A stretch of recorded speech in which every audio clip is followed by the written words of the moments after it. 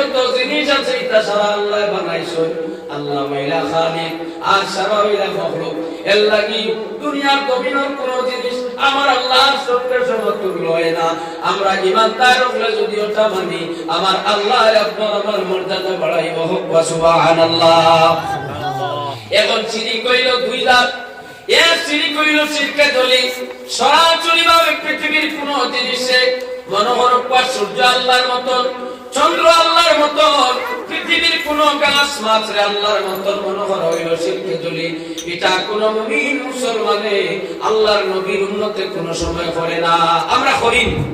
এরা হইনি জি না শিরকে দলি করি না শিরকে কবি কিন্তু আমরা করি আল্লাহর মায়ের বন্দেগান দেখো শিরকে কবি হইয়া থাকছে আমরা দুনিয়ার কোন জিনিস উদাহরণ দিতে সময় সরাসরি আমি কই মনে করো আমার বাড়ি আমরা সারার বাড়ি আছে না আজটা কোন মানুষ জিকাই লই বাড়ি ঘর আমার নেব আর বেড়া লাগলে আমার কই আমরা মায়ের করি আর বন্দারে তোমার বাড়ি যেখান ইকান সরাসরি মালিক তুমি নাই কারণ এই বাড়ির মালিক কইলা আমার আল্লাহ সুবহানাল্লাহ এই বাড়ির মালিক আমরা নি বাড়ির আমার মালিক তো আমি নাই আমার নিজের মালিক কইলাম যে বলে আমার মালিক কইলা আমার আল্লাহ বলা আপনি ঔষধের ক্ষেত্রে আপনি মারাত্মক বেমার করতেন বন্দার জীবনে ঔষধ আনিয়া খাইছই নতুবা কোন মেসাবে তবিব দেবার লগে লগে আপনি আরাম পাইছই জিকাইলা বলে আপনি অত বেমার আসলা কমছে কিলা বলে মাতিও না যদি মেসাব থাকতা না তার আমি শেষ খবর গেলাম এটা শিরকে খফি আল্লাহর মায়ের বান্দা কইরা যদি এই ডাক্তার ধরা হইতো না যে আমার ভাই খবর থাকলো নাউজুবিল্লাহ এটা শিরক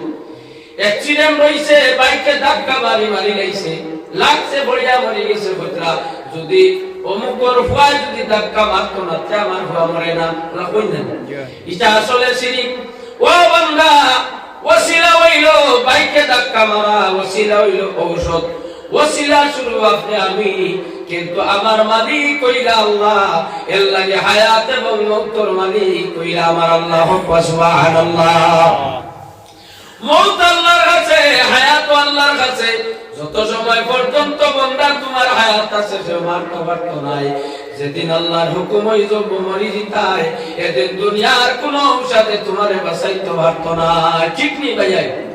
আল্লাহর মায়ের বন্দেগা লুকমান হাকিমে এক নম্বর ওসিয়ত করলা বলে আমার ছেলেরে আল্লাহর সঙ্গে শরীক করিও না এর লাগে মুমিন মুসলমানগণ আপনার আমার জিন্দেগিতে আমরা ওলা কোন জায়গা পেলে আমার আল্লাহর সঙ্গে শরীক করাইটা মনে করতাম শিরক পৃথিবীর কোন জিনিস আল্লাহর লগে তুলনা দিও না